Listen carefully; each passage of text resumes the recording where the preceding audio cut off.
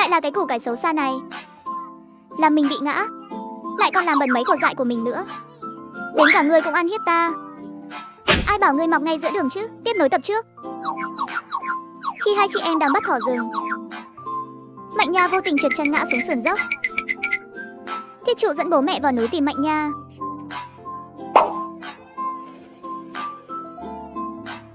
Chị ơi, chị đi đâu rồi? Em cũng sợ lắm luôn.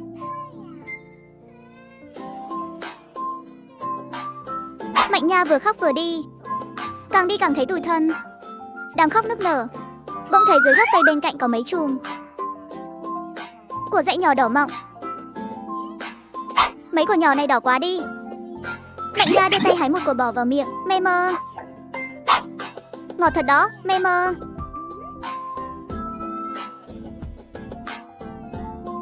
Con bé vừa khóc vừa nhét quả vào miệng. Sau khi ăn no nê, Mạnh Nha chợt nhớ đến chị gái. Chị ấy thích ăn đồ ngọt nhất mà. Mình phải hái thật nhiều mang về cho chị. Con bé loay hoay một hồi lâu, hái một hơi được một nắm lớn. Ngay khi con bé đang hớn hở đi về, ha ha ha ha ha ha ha ha ha ha, dưới chân bỗng vấp phải một thứ gì đó cứng ngắc, khiến Mạnh Nha ngã nhào, mặt đập xuống đất. Mấy cỏ dại trong lòng cũng rơi vãi lung tung. Mạnh Nha tức quá lên khóc nức nở.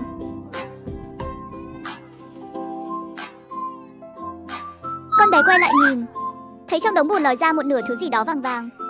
Là một cái củ cải thối đầy rễ tua tủa. Lại là cái củ cải xấu xa này. Làm mình bị ngã, lại còn làm bẩn mấy cỏ dại của mình nữa. Đến cả ngươi cũng ăn hiếp ta. Ai bảo ngươi mọc giữa đường cơ chứ? Mặt con bé tức đến phồng cả mang tai.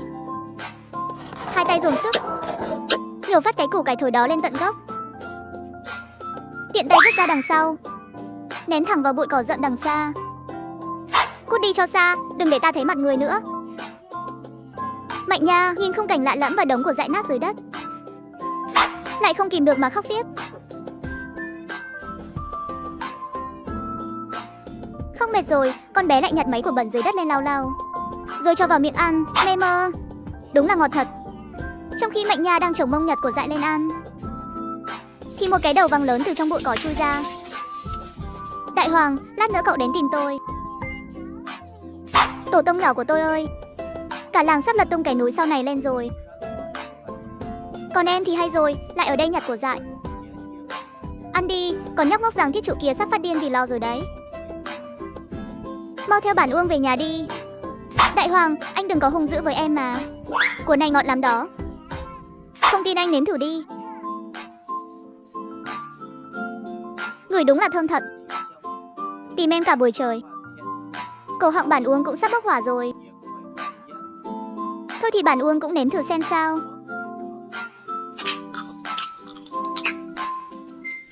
Đừng nói nha, cái thứ này chua chua ngọt ngọt ăn cũng cuốn phết. Mạnh Nha, cho thêm của nữa. Thế là một người một chó ngồi xổm trên mặt đất. Người một quả, chó một quả, chia nhau ăn sạch bách chỗ của dại còn lại. Ái cha, Đại Hoàng ơi, hết sạch của rồi. Vậy chị em ăn gì bây giờ? Chúng ta chạy lại đằng đó hái thêm một túi đi. Trong cái rừng lúc nãy còn nhiều của to lắm. Chúng ta hái cho thật đầy, mang về cho chị ăn. Được thôi, nể mặt mấy của dại đó. Một người một chó hung hổ chui lại vào bụi mâm xôi lúc nãy. Đợi đến khi Mạnh Nha ôm theo một bọc của lớn, dưới sự dẫn dắt của Đại Hoàng lẻn về đến sân nhỏ nhà họ Giang. Mặt trời đã hoàn toàn lặn xuống núi. Mệt chết tôi rồi. Đại Hoàng ơi, trong nhà không có ai hết. Chúng ta cứ ở đây đợi đi. Đợi mọi người về, em sẽ chia cho mỗi người một quả. Mẹ toàn khen em là cô con gái ngoan mà. Khen hay không tính sau. Bản Uông bây giờ thấy mông cứ lạnh toát đây này. Thôi bỏ đi, ăn no rồi nên buồn ngủ quá. Chợp mắt một lát vậy. Em cũng buồn ngủ rồi, của trong này ngọt lắm. Chị ăn đi, Đại Hoàng ăn, chẳng mấy chốc. Trong sân đã vang lên tiếng ngáy, lúc bồng lúc trầm như tiếng sáo diều. Mà lúc này, bố Giang và mẹ Giang đang ôm thiết trụ đã khóc đến kiệt sức, với bước chân nặng nề đi về nhà. Ông Giang này, nếu Mạnh Nha mà có mệnh hệ gì, Tôi cũng không muốn sống nữa. Mẹ ơi, đều tại con không trông em cẩn thận. Bây giờ khoan hãy nói chuyện này đã. Giờ tôi sẽ lên trần báo cảnh sát. Mọi người cứ về nhà nghỉ ngơi một lát đi. Cho dù có phải lật tung cái núi sau này lên, tôi cũng phải tìm bằng được con gái mình về. Tiết tập trước, ba người thất thần đẩy cánh cổng sân nhà mình ra. Mẹ họ Giang vừa mới bước vào cửa đã nhìn thấy một bóng người đen ngòm trong sân.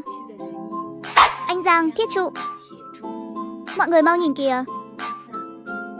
Đó là cái gì vậy? Ánh mắt mọi người đồng loạt đổ dồn về phía đó. Thấy Mạnh Nha đang nghiêng đầu ngủ rất ngon lành. Cái miệng nhỏ thỉnh thoảng còn tóp tét vài cái. Mạnh Nha, con về rồi sao? Mẹ họ Giang lao tới ôm chầm lấy Mạnh Nha. Mạnh Nha, con gái của mẹ. Để mẹ xem có bị thương chỗ nào không, có đau không con? Cái đứa trẻ này, con muốn làm mẹ sợ chết khiếp à? Mạnh Nha mơ màng mở mắt, mẹ. Mọi người về rồi ạ. Đại Hoàng đưa con về đấy.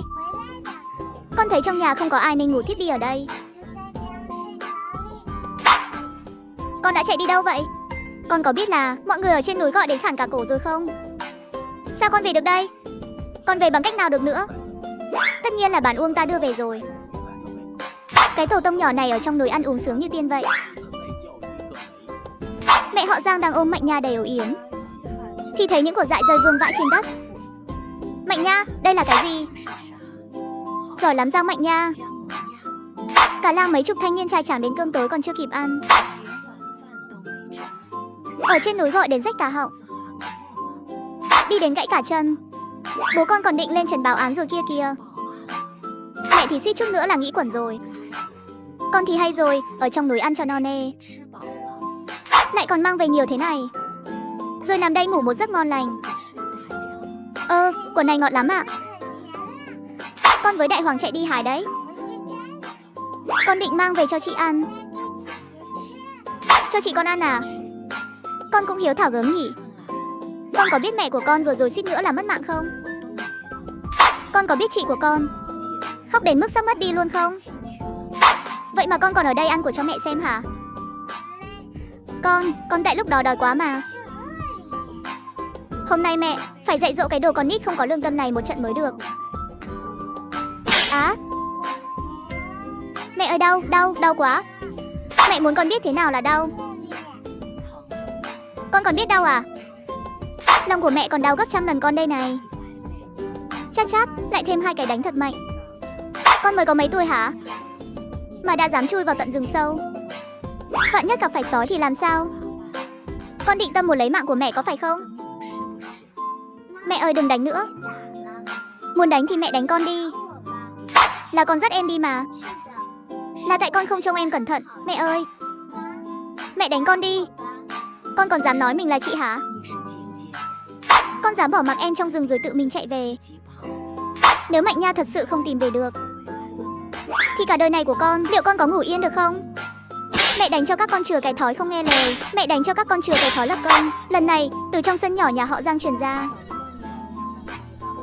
lại là tiếng khóc xé lòng của mẹ họ Giang.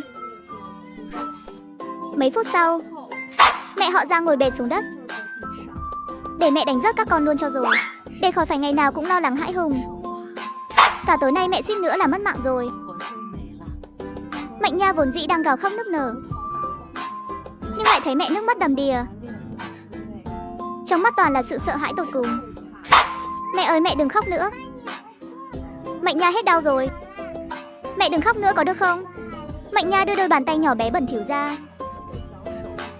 cũng về lau đi những giọt nước mắt trên mặt mẹ. Thiết Trụ cũng ôm chầm lấy mẹ.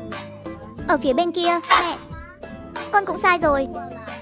Sau này con nhất định sẽ trông em thật tốt, không bao giờ làm mẹ giận nữa. Hai cái đứa ăn ra này, hai đứa mà có chuyện gì thì mẹ biết sống sao đây? Bố họ Giang đứng bên cạnh cũng đỏ hoe mắt, quay lưng đi lau vội giọt nước mắt. Thôi được rồi, về được là tốt rồi. Mấy đứa nhỏ cũng sợ khiếp vía rồi. Gái góc đầy trên núi đó. Xem kìa, Thiết Trụ bị sức hết cả rồi. Mau vào nhà lấy ít nước ấm mà rửa giấy đi. Mẹ nếm thử đi. Của này ngọt lắm. Con đặc biệt để dành cho mẹ đây. Mẹ ăn một miếng đi. Ăn vào là không thấy buồn nữa đâu. Còn ăn nữa, cả đời này con chỉ biết có ăn thôi. Vào nhà mau, hôm nay không đứa nào được ăn cơm hết. Tất cả ở đó mà kiểm điểm bản thân cho mẹ.